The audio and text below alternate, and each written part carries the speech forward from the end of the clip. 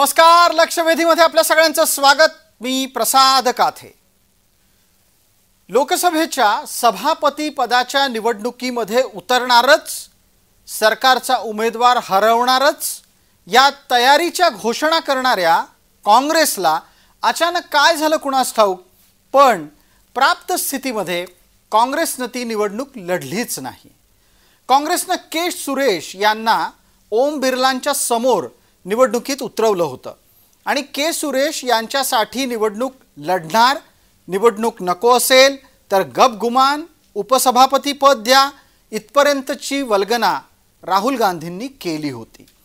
पण प्रत्यक्षात जेव्हा सभागृहाचं कामकाज सुरू झालं त्यावेळेला मात्र न काँग्रेसने निवडणूक लढली, न मोदी विरोधकांनी मत विभागणी मागितली।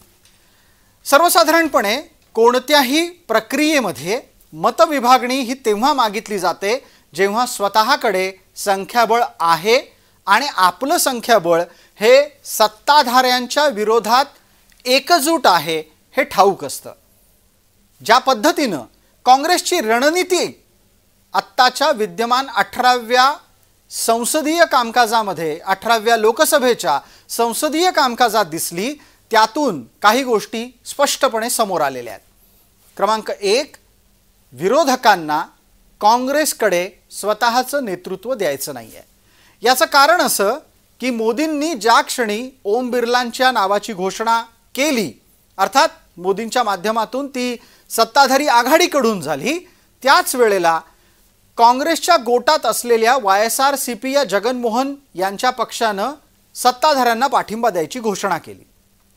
तशीच अवस्था ममतांच्या बाबतीत पण होती की त्या नक्की काय करतील याची कोणतीही कल्पना काँग्रेसला नाही आणि आपच्या बाबतीत सुद्धा परिस्थिती वरखाली होत होती। थोडक्यात काय, जर सभापती पदाच्या निवडणुकीच्या निमित्तानं काँग्रेसनी मत विभागणी मागितली असती तर काँग्रेसची आघाडी फुटली आहे हे अधोरेखित झालं असतं। स्वतःतली फूट टाळण्याच्यासाठी आणि झाकली मूठ सव्वा लाखाची हे अधोरेखित करण्याच्यासाठी काँग्रेसने गप्प राहणं पसंत केलं। पण त्यात विरोधकांनी सांगितलं निवडणुकीच्या पूर्वीची स्थिती वेगळी, सभागृहातली परिस्थिती वेगळी, सभागृहात काँग्रेस ही केवळ तोंडलेखली विरोधकांची नेता आहे। अशा स्थितीमध्ये येत्या दिवसात जेव्हा नरेंद्र मोदींचं सरकार काम करायला लागेल आणि ते पुढच्या 5 वर्षांमध्ये संसदीय परंपरेचं पालन करेल अशी अपेक्षा व्यक्त होतीये, त्यावेळेला ही संपूर्ण स्थिती काँग्रेस सांभाळू शकणार आहे का? आत्तापर्यंत जेव्हा जेव्हा संसदीय जबाबदाऱ्या घ्या घ्या घ्या असं राहुल गांधींना सांगितलं जायचं तेव्हा राहुल गांधी बहुतांश वेळेला नको नको नको असं म्हणताना दिसायचे। स्वतःच्या सरकारचाच अध्यादेश फाडण्यापर्यंत त्यांची वाटचाल झालेली आहे। आता ते संसदीय जबाबदारीत बांधले गेले आहेत विरोधी पक्षनेता म्हणून। भारतात लोकसभेचा विरोधी पक्षनेता हा अत्यंत बलवान असतो आणि तो तसा राहावा ही अपेक्षा जेवढी सत्ताधाऱ्यांकडून आहे त्यापेक्षा जास्त विरोधकांकडून आहे, कारण विरोधकांनी त्यांना स्वतःचा नेता मानायला पाहिजे। गेले काही दिवस काँग्रेस ज्या पद्धतीनं संविधान बचाव अर्थात राज्यघटना बचावसाठी आंदोलन करते त्यात विरोधक सगळे एकत्रितरित्या सहभागी होतच नाही आहेत। परिणामस्वरूप प्रश्न उपस्थित राहतो, काँग्रेसचं नेतृत्व विरोधकांना मान्य नाहीये का? काँग्रेसच्या नेतृत्वात आत्ता गेलो तर उद्या काँग्रेस आपल्याला हिंग लावून विचारणार नाही हे त्यांना कळतंय का? आणि तिसरं, हे सगळं मोदींच्या पथ्यावर पडलं तर मोदी पुन्हा एकदा आधीच्या 2 टर्ममध्ये वागले तसेच वागायला लागतील का? या आणि अशा विविध प्रश्नांसह आजची लक्षवेधीची चर्चा।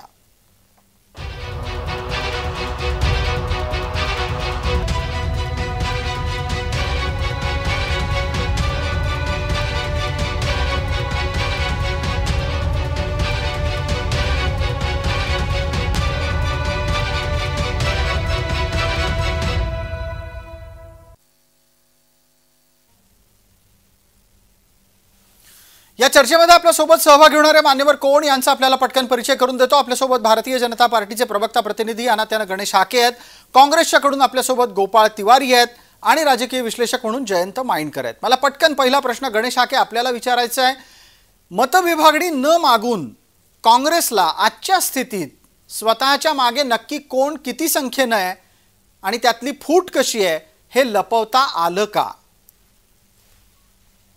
निश्चितपणे खरं म्हणजे ज्या पद्धतीनं 2-4 दिवस अगोदर जे या लोकसभेच्या अध्यक्षपदाच्या निवडणुकीसाठी ज्या पद्धतीने विरोधकाकडून जी चर्चा सुरू होती आणि त्यांनी उपाध्यक्ष पदाची मागणीही केली होती आणि त्यांना असं वाटलं होतं की आमची ही मागणी कदाचित म्हणजे सत्तारूढ पक्षाची लोक मान्य करतील आणि उपाध्यक्ष पदाची म्हणजे आपल्याला अशा पद्धतीची त्यांची एक म्हणजे त्यांना असं वाटत होतं.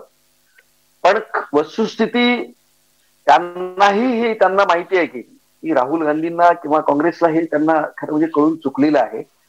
ज्या पद्धतीनं 2018 लोकसभेच्या मध्ये ज्या पद्धतीनं आपल्याला त्यांना म्हणजे इंडिया आघाडीला ज्या पद्धतीनं म्हणजे संख्याबळ त्यांचं वाढलेलं आहे त्याच्या आधारावरती ते सत्तारूढ पक्षावरती दबाव आणू पाहत होते. परंतु सत्तारूढ पक्षाच्या किंवा भारतीय जनता पार्टीच्या माननीय नेत्यांना आणि पंतप्रधानांना हा पूर्णपणे विश्वास होता की जर अशा पद्धतीनं मतविभागणी किंवा मतदान घ्यायचं ठरलं तर कशा पद्धतीनं विरोधकांमध्ये मतविभागणी होईल आणि त्यातून निश्चितपणे काँग्रेसचीच कशी बेइज्जती होईल याची पूर्णपणे कल्पना असल्यामुळं ठामपणे भारतीय जनता पार्टी म्हणजे माननीय पंतप्रधान हे विश्वास म्हणजे ठाम राहिले आणि त्यांनी या पद्धतीचं त्यांना म्हणजे उपाध्यक्षपद न देण्याचा निर्णय घेतला आणि द्यायचं नाही असं ठरवलं आणि निवडणुकीला सामोरं जायचं हेही ठरलं की त्यातून वस्तुस्थिती काँग्रेसच्या संदर्भातली वस्तुस्थिती ती लोकांच्या समोर येईल. ज्या वल्गना करते ज्या पद्धतीने आविर्भाव निर्माण करते काँग्रेस ही सबंध इंडिया हे आहे त्या इंडियाची ताकद आणि ती ताकद काँग्रेसचं आहे. आमचं नेतृत्व त्यांनी मान्य केलेलं आहे. आमच्या बरोबर आहेत आमच्या पाठीचे आहेत असं ते जे दाखवते त्याचे खऱ्या अर्थाने एक त्याच्यानंतर पितळ उघडं पडणे ज्याला म्हणतो ना ते तसं निश्चितपणे पडलं असतं. गोपाळ तिवारींपर्यंत जाण्याची वेळ आली आहे आता. या चर्चेमध्ये गोपाळ तिवारींपर्यंत पोहोचायचंय. त्यांच्या चेहऱ्यावर हसू यायला लागलेलं आहे. गोपाळराव, विरोधी पक्षनेता पद मिळवलं पण विरोधी पक्ष म्हणून तुमच्या पाठीशी किती जण आहेत हे या निवडणुकीत दिसायला पाहिजे होतं. तुम्ही के सुरेश यांना मतदान करण्याच्या निमित्तानं एक स्वतःची एकजूट दाखवू शकला असतात. काहीच केलं नाहीत. तुम्हाला इतका आनंद आता राहुल गांधी विरोधी पक्ष नेता झाला म्हणून आहे की बास रे बास? सर्वप्रथम आजचा दिवस हा भारतीय इतिहासामध्ये खूप महत्वाचा दिवस आहे अनेक अर्थाने. त्याच्यापैकी सामाजिक समतेचे लोकशाहीचे समानतेचे प्रणेते राजर्षी शाहू महाराजांची आज 150वी जयंती आहे आणि त्या निमित्तानं मी त्यांना अभिवादन करून आपल्या दर्शकांना त्यांच्या जयंतीच्या शाहू महाराज जयंतीच्या शुभेच्छा व्यक्त करतो. आज भारतीय लोकशाही इतिहासामध्ये पण एक खूप छान सुंदर चित्र बघायला मिळालं आपल्याला की 10 वर्षांनी आणि हे ह्या जनतेमुळेच बघायला मिळालं की पंतप्रधान विरोधी पक्ष नेते हे दोघांनी त्या ठिकाणी लोकसभेचे सभापती नवनिर्वाचित आपले ओम बिर्लाजी यांना आसनापर्यंत सोडायला गेलं. हे एक अतिशय चांगलं चित्र बघायला मिळालं.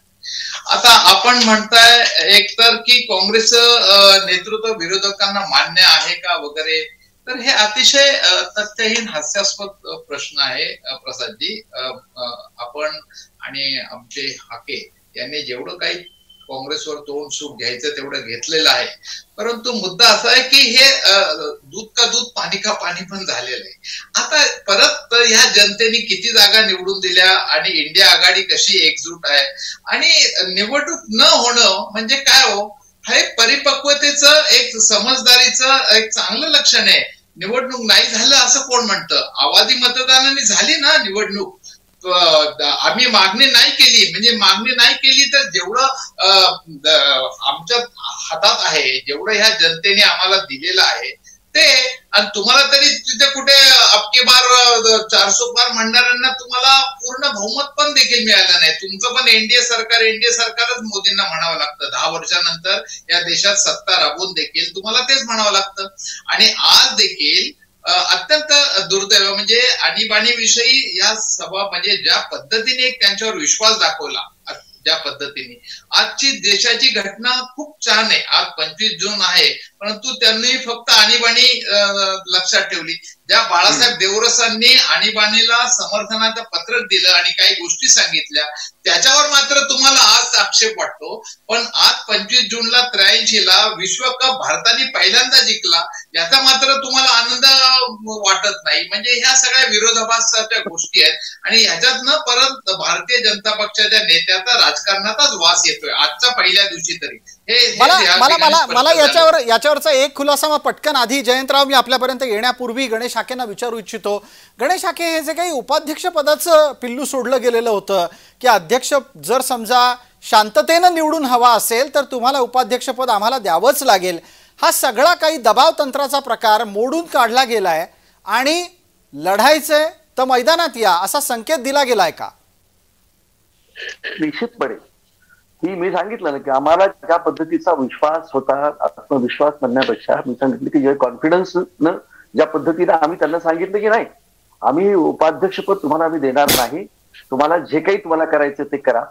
त्यांनी तो खेळ करून पाहिला. तो के सुरेशला त्याची उमेदवारी त्यांनी म्हणजे दाखल केली होती. पण मला सांगितलं की त्यांच्याही लक्षात आलं की आपला हा काही जो काही खेळ आहे तो काही आपण सक्सेस होऊ शकणार नाही. आणि मग ज्या पद्धतीने सभागृहात जे व्हायचं बिर्लांची अगदी आवाजी मतदान. मी आता उपाध्यक्ष यांच्याबद्दल बोलत होतो, लोकसभेच्या सभापतींच्या नंतरच्या निवडणुकीच्या बाबत. आपल्याला उत्तराच्यासाठी आणि विश्लेषणाच्यासाठी जयंतरावांपर्यंत जायचंय, पण तत्पूर्वी गोपाळराव तिवारी यांचा हात वर झालाय काही मांडण्यासाठी. गोपाळराव, कृपया 30 सेकंदात पटकन. मी एवढंच सांगतो की ओढ्यात नाही तर पोऱ्यात कुठनं येणार असं एक म्हण आहे. आम्ही मान्य करतोय आवाजी मतदारांनी झाला ना निवडणूक, आम्ही त्याचं विश्लेषण नाही मागितलं, कारण ज्या जनतेने आम्हाला जी संख्या दिली ती आहे ते आहे. त्याच्यात कुणाचा विजय आणि त्याच्यात कुणाचा पराजय ह्याचा प्रश्नच येत नाही ना. बरं, अगदी याच मुद्द्यावर गोपाळराव, याच मुद्द्यावर पटकन जयंतरावांपर्यंत पोहोचूयात. जयंतराव, काँग्रेसची आजची रणनीती ही समंजस आहे, भेदरलेली आहे का अत्यानंदापुरती मर्यादित आहे की चला आपल्याला आपला नेता विरोधी पक्ष नेतापदी बसवता आला? प्रसाद, असं आहे की आपण थोडस याला तुम्ही म्हटलं त्याच प्रश्नाचं उत्तर देण्यापेक्षा मी जरा वेगळ्या प्रकारे घेतो. ज्याला 54 जागा मिळाल्या तो विरोधी पक्ष नेता झाला आणि म्हणून गेली 10 वर्ष विरोधी पक्ष नेता नव्हता. 1969 पर्यंत आपल्याला माहिती आहे विरोधी पक्ष नेता नव्हता. मधल्या काळात होता ती गोष्ट वेगळी, त्याच्यामुळे विरोधी पक्ष नेत्याचं संपलं. एक लोकशाहीमध्ये संकेत आहे, तो संकेत असा आहे, तो रूल नाही, तो संकेत असा आहे की जनरली विरोधी पक्षाच्या नेत्यांना उपसभापती पद दिलं जातं. आता प्रश्न पुढचा आहे, हा विरोधी पक्ष नेता, हा विरोधी पक्षाचा जो कोणी व्यक्ती आहे तो एक्झॅक्टली आपल्या नंतर ज्यांना मिळालेल्या त्याच पक्षाचा असावा की एखाद्या आपल्या मित्र पक्षातला असावा, हा खरा प्रश्न आहे. याचं कारण इंदिरा गांधींच्या काळात उपसभापतीपदी AIADMK पक्षाचे नेहमी उपसभापती असायचे. आपण प्रसाद महाराष्ट्र विधानसभेतही पाहिलेलं आहे की अगदी मोरेश्वर टेमुर्डे ते तसे पहिले तर विरोधी पक्षात असायचे, पण विरोधी पक्ष म्हणून शिवसेना किंवा भारतीय जनता पार्टी असताना ते मात्र जनता दलाचे, त्याच्यामुळे त्यांचा नंबर उपाध्यक्ष पदाला लागायचा. संकेत जर का मानायचा झाला तर मुख्य विरोधी पक्षाचा उपसभापती असावा, हा पाळला गेला पहिल्यांदा 1991 पासून जो काही पाळला गेला तो, पण जनरली हा पाळला जात नाही. त्यामुळे या संकेताचं पालन करायचं की नाही हे तर 99 काय आम्ही जिंकलोच आहे. म्हणजे संकेतांचं पालन करायचं का नाही हा मुद्दा वेगळा. खरं तर माझा प्रश्न तुमच्यासाठी जो होता मी त्या प्रश्नावर आता तुम्ही बोलावं अशी विनंती करतो आणि थेटच तो पुन्हा एकदा विचारतो की काँग्रेसनं मतविभागणी मागितली असती तर काय दिसलं असतं? ममतांच्याकडून सतत दिले जाणारे संकेत आणि काँग्रेसच्या नेतृत्वात न येण्याची तयारी, त्याचबरोबर YSRCP अर्थात जगनमोहन रेड्डी यांच्याकडून दाखवला गेलेला भाजपाच्या उमेदवाराला हिरवा कंदील, यातून संकेत काय मिळतात?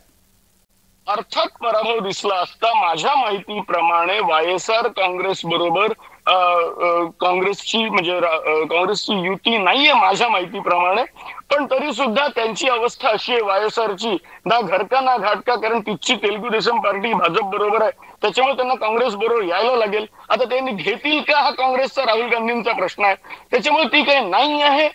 आप किंवा तुम्ही जसं म्हणाला ममता बॅनर्जी यांच्या बाबतीत तसा काही प्रश्न उद्भवत नाही, पण आले असं तरी काय झालं असतं, डिफीट होणारच होता. डिफीट होणार आहे माहिती आहे, म्हणून तर पंतप्रधानपदी मोदी बसले आहेत.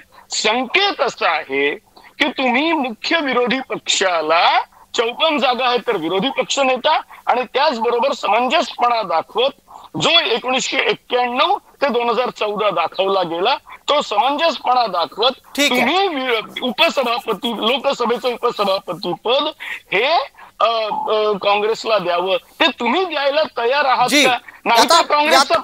यातलं उत्तर खरं तर गणेश हाकेंच्याकडे असू शकतं आणि गणेश हाके त्याच्या उत्तराच्या नंतर आपल्याला गोपाळराव तिवारींना बोलतं करायचंय, त्यामुळे कृपया मिनिटभरात उत्तर द्या. तुम्ही सभापतींची निवडणूक ही लढून जिंकलेला आहात. आता जे संकेत आहेत की उपाध्यक्षपद लोकसभेचं संकेतानुसार विरोधी पक्षाकडे जायला हवं, तो पाळला जाणार आहे का संकेत? प्रसादजी, मला जयंत बायनकर जे म्हणाले ना की ते ज्या वारंवार संकेताच्या संदर्भामध्ये आम्हाला बोलत होते, सारे संकेत काही भारतीय जनता पार्टीनेच पाळायचे नसतात. सगळ्याच लोकशाहीमध्ये सत्तारूढ पक्ष असेल किंवा विरोधी पक्षाने सुद्धा ज्या काही आतापर्यंतचे संकेत आहेत ते पाळायला पाहिजे होते. खरं म्हणजे लोकसभेच्या अध्यक्षपदाची निवड ही बिनविरोध निवड होते हाही संकेत आहे ना. आतापर्यंतच्या इतिहासामध्ये केवळ चार वेळात फक्त निवडणूक झालेली आहे. तर एरवी बिनविरोध अशा पद्धतीची निवडणूक या लोकसभेची होत आली आहे. या वेळेला काँग्रेसनी किंवा इंडियानी या आघाडीनं या निवडणुकीचं मला सांगा जे ज्या पद्धतीचं निवडणूक लढण्याचं त्यांनी कारस्थान केलं हे संकेताला धरून होतं का? म्हणजे उत्तर असू शकतं याचं, संकेताला धरून होतं का नाही याच्यावरचं उत्तर गोपाळरावांनी द्यावं. पण हाकेजी एक आपल्याला लक्षात घ्यायला हवं, आता या स्थितीमध्ये काँग्रेस सुद्धा किमान विरोधी पक्ष नेता मिळवण्या इतपत मोठी होऊन संसदेत आलेली आहे, लोकसभेत आलेली आहे, तर त्यांना निवडणूक लढण्याचा अधिकार आहे. तेव्हा संकेताला धरू नये की नाही हा नंतरचा मुद्दा, पण त्यांना निवडणूक लढण्याचा अधिकार आहे हे नाकारताही येणार नाही. गोपाळराव बोला. म्हणून मी संकेताच्या संदर्भात बोलतो. जी गोपाळराव जी आपण गणेशजींना काँग्रेसच्या 100 जागांबद्दल जाणीव करून दिली त्याबद्दल आपल्याला धन्यवाद देतो, कारण त्यांना अजून ह्या गोष्टीची काय माहिती कल्पना आहे का नाही. दुसरं एक गोष्ट, जेव्हा देशाचे आणि मला भाजपाच्या नेत्या प्रवक्त्यांकडनं हेच अपेक्षित होतं, कारण जेव्हा पंतप्रधान नरेंद्र मोदी काल लोकसभेमध्ये प्रवेश करण्यापूर्वी माध्यमांच्या समोर या पद्धतीने भाषा करतात की सरकार हे बहुमताने चालते आणि देश हे सहमतीने चालवावं लागतं, संसद ही सहमतीने चालवावं लागतं आणि हा परंपरा पायंडा आहे. पूर्वी जर तुम्ही स्वतःला एनडीएचं सरकार म्हणत असेल आणि काँग्रेस इंडिया आघाडीचं सरकार म्हणत असेल ना, 270 जागा भाजपला मिळाल्या ना काँग्रेसला मिळाल्या, त्याच्यामध्ये आज हा विरोधी पक्ष नेत्याचा जोपर्यंत आपल्याला पुरेशा जागा विरोधी पक्षाला मिळत नाही तेव्हा ही आज सर्वात पहिल्यांदा जर बघितलं तर महाराष्ट्रातले यशवंतराव चव्हाण 77ला विरोधी पक्ष नेते झाले, त्याच्यापूर्वी 68 मध्ये सुभाष सिंग झाले होते. पण पुरेशा जागा मिळाल्या होत्या कारण मध्यंतरीच्या काळात त्यावेळेला काँग्रेसला सतत बहुमत मिळत होतं. आणि आपण जर एनडीएचं गव्हर्नमेंट बघितलं तर अटलजी वगैरे असताना मनोहर जोशी झालेले, काँग्रेस बरोबर सोमनाथ दादा चटर्जी झालेले, पी.ए. संगमा झालेले, मीरा कुमार झालेले आहेत. यांची एक कारकीर्द बघा ना किती उंचीची आहे. पण गोपाळराव कसं आहे गोपाळराव, ज्या वेळेला तुम्ही 400 पार होतात ना त्यावेळेला तुमचं वागणं वेगळं होतं, ज्या वेळेला तुम्ही 200 पार होतात त्यावेळेला तुमचं अंतर्गत आघाडीतलं वागणं वेगळं होतं. जयंतराव याच्यावर एक मिनिटभरात प्रकाश टाकू शकाल की जो जेव्हा जेव्हा जसा जसा बलवान ठरतो तेव्हा तेव्हा तो तसाच वागतो? मुळात प्रसाद काय माहितीये काय, मला दोघाही प्रवक्त्यांना सांगायचं की प्रसादनी आज जो विषय ठेवलेला आहे तो दुसरीकडे भरकटवू नका. तो तुम्ही सभापती आणि उपसभापती या दोनच घटनांच्या पुरता, या 2 पदांच्या पुरता मर्यादित ठेवा असं मला वाटतं. प्रसाद मी बरोबर आहे बिलकुल, पण त्याच्या जोडीला धन्यवाद जयंतराव हा मुद्दा घेतल्याच्या बद्दल. पण जयंतराव त्यातला एक आणखीन मुद्दा आहे तो आपल्याला विसरून नाही चालणार. शीर्षक काय आहे, विरोधक दुभंगलेले आहेत, काँग्रेसकडे त्यांना स्वतःचं नेतृत्व जाऊ द्यायचं नाही. आणि मला जयंतराव आता तुम्ही याच मुद्द्यावर बोलावं की विरोधकांना आत्ताच्या घडीला भले विरोधी पक्षनेता काँग्रेसचा असेल पण आपलं सरसकट नेतृत्व संपूर्णपणे काँग्रेस करतीये, हा संकेत त्यांना देशात नाही जाऊ द्यायचा आहे. तो का नाही जाऊ द्यायचा आहे? नाही, हा कारण तसं नाही आहे. इट्स अ कोएलिशन, मान्य करा. तसं इट्स अ कोएलिशन गव्हर्नमेंट, तसं इट्स अ कोएलिशन ऑपोजिशन, ज्याच्यामध्ये नंबर 2 ची पार्टी, कोएलिशन मध्ये नंबर 2 ची पार्टी अखिलेश यादव यांची समाजवादी आहे. तो त्यांना गरज नाहीये, जे आहे ती वस्तुस्थिती आहे. हे बघा, मधला एक थोडासा काळ सोडून द्या, 10 वर्ष आली ते India is prone for coalition, हे माझं मत आहे. तुम्ही एका पक्षाचं, आपण जे बोललात ते बरोबर आहे, एकाच पक्षाच्या हातात सत्ता गेली. मी स्वतः प्रसाद उदाहरण दिलेलं आहे की जेव्हा इंदिरा गांधी ताकदवान होत्या, ज्यांच्याकडे सत्ता यायची, तेव्हा विरोधी पक्षाच्या कोणत्याही जनता पक्षाच्या, भाजपच्या व्यक्तीला मिळालेलं नाही. AIADMK म्हणजे तेव्हा MG रामचंद्रन यांच्या पक्षाची व्यक्ती ही उपसभापतीपदी बसायची. त्यामुळे हा प्रकार सुरू आहे जो आमच्या फेवरचा आहे. त्याला पटकन आपल्याला वेळ मर्यादेमध्ये चर्चा आटोपती घ्यायची. पटकन हाके आणि त्याचबरोबर गोपाळराव तिवारी या दोघांनाही टप्प्याटप्प्याने बोलण्याची संधी देतो. गणेश हाके, आत्ताच्या घडीला जे विरोधक म्हणून तुमच्या समोर आहेत त्यांच्यात एकजूट नसल्यानं तुम्ही पुन्हा 14 ते 19 मध्ये जसे वागलात तसेच वागणार आहात का यावेळेला तुमचं वागणं पण बदलणार आहे? कारण मोदींच्या देहबोलीतून त्यांनी बऱ्यापैकी वेगळे संकेत दिलेले दिसतायत. बघा प्रसादजी, आम्ही संसदेमध्ये ज्या पद्धतीचे संसदीय जी काही प्रणाली आहे, जी पद्धत आहे, त्या पद्धतीप्रमाणेच वागलो आहोत. 2014 किंवा 2019 आम्ही या कुठल्याही संसदेच्या किंवा घटनेच्या पलीकडे जाऊन किंवा स्वतंत्रपणे काहीतरी फार मोठी आमच्याकडे आमचं संख्याबळ आहे म्हणून कुठल्याही प्रकारच्या अशा पद्धतीचं संसदेच्या किंवा कायद्याच्या बाहेर असं कुठल्या पद्धतीने आम्ही वागलो नाही. ठीक आहे. आम्ही नेहमीच आणि विरोधी पक्षाच्या लोकांचा आम्ही नेहमी सन्मान केला, त्यांचं ऐकलं. पण त्यांनी ज्या पद्धतीनं असहकाराची भूमिका घेतली, विरोधासाठी विरोध केला आणि जो संसदेमध्ये वारंवार म्हणजे विधायक अशा काही गोष्टी सुचवण्यापेक्षा करण्यापेक्षा गोंधळ घालणे, कामकाज बंद पाडणे, सरकारला विरोध करणे, सरकारची बदनामी करणे, अशा गोष्टी या गेल्या म्हणजे काळामध्ये त्या केल्या. मला असं वाटतं की त्या या पुढेही त्यांनी करू नयेत. ठीक आहे. पूर्वी आम्ही अगदी पटकन यावर गणेश हाकेंनी उत्तर द्यावं. गणेश हाके, आता तुम्ही जर समजा विरोधी पक्ष नेतेपदी बसला आहात तर किमान हे पहा की विरोधी पक्ष नेता पुढे चालत असताना मागे वळून पाहिल्यावर विरोधी पक्ष दिसेल तरी. गणेश हाके नाही, मी बोलणार आहे. हा बिलकुल, गोपाळराव आपणच बोलायचं. तर मी यांना लक्षात आणून देऊ इच्छितो की जेव्हा 2004 ते 14 पर्यंतचा युपीएचा काळ होता, तेव्हा हरकत घेणे, सभात्याग करणे हे लोकशाहीचे अस्त्र आहेत असं सुषमा स्वराज आणि जेटली साहेब म्हणले होते. त्यांचं बघा, हे चालून देणं नाही, त्या ठिकाणी संसदेत आवाज उठवणं, त्या ठिकाणी वेलमध्ये येणं हे अस्त्र आहेत, आयुध आहेत आमची, असं म्हणले होते सुषमा स्वराज आणि जेटली. यांना आठवतंय का नाही माहित नाही. आता हे सगळं जर म्हणतायत आणि मोदींनी जर एवढ्या मोठं मन दाखवून जर मॅच्युरिटी आहे ती प्रगल्भता दाखवलीये, तर आम्हाला उपाध्यक्ष द्यावं. ज्या इंडिया आघाडीचे सुमारे 240 सदस्य आहेत त्यांना दिलं पाहिजे आपण. बिलकुल, आपण यावर चर्चेला इथेच थोडासा अल्पविराम देऊ. जी मागणी काँग्रेस करतेय ती होणार आहे की नाही पूर्ण याच्याकडे आपलं लक्ष राहील. वेळ मर्यादेत चर्चा आटोपती घेऊया. तुर्तास आपण सर्व मान्यवर या चर्चेमध्ये सहभागी झालात त्याबद्दल आपले मनपूर्वक आभार. लक्षवेधीच्या या चर्चेमध्ये तुर्तास इतकंच. सर्व प्रेक्षकांना जय महाराष्ट्र.